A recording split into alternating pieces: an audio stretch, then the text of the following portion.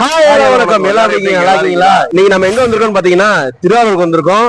ஏன் வந்திருக்கோம் பாத்தீங்கன்னா திருவாரூர் தேருங்கிறது வேர்ல்டு லெவல் ஃபேமஸ்.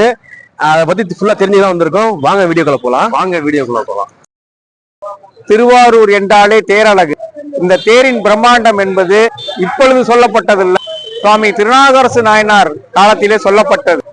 ஆழித்தேர் வித்தகனை நான் கண்டது ஆரூரே அப்படிங்கிறாரு.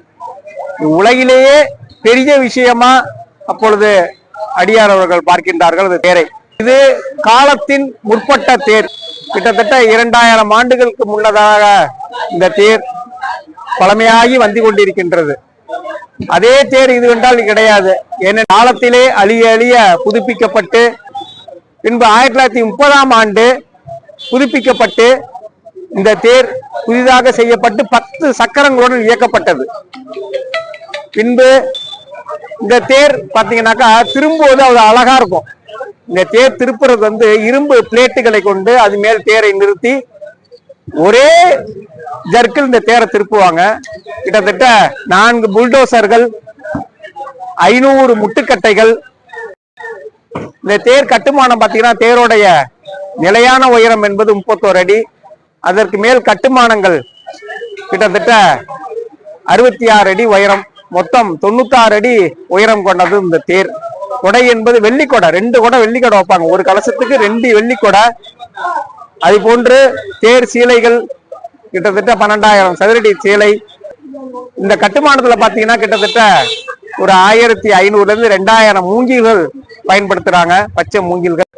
இதே போல பணசப்பைகள் கீழ்காலிலே 64 கான்கள், 64 ஆயக்கலைகளுக்காக 64 கால்களை கொண்டு கீழ் கட்டமைப்பு. இந்த தேரின் அமைப்பானது ஸ்ரீசக்கர வடிவிலே இருக்கும்.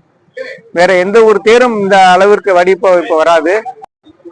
அதன் மேல் தியாகராஜா வந்து சிம்மாசனத்துல உட்கார்ந்துருப்பார். இந்த தேர் மேல பாத்தீங்கன்னாக்கா இதற்கு 4 பிரம்மாண்டமான குதிரைகள், 25 அடி நீளம் கொண்ட 4 குதிரைகள், 5 யாளங்கள் இந்த தேர்ல இடைபெறுகின்றன.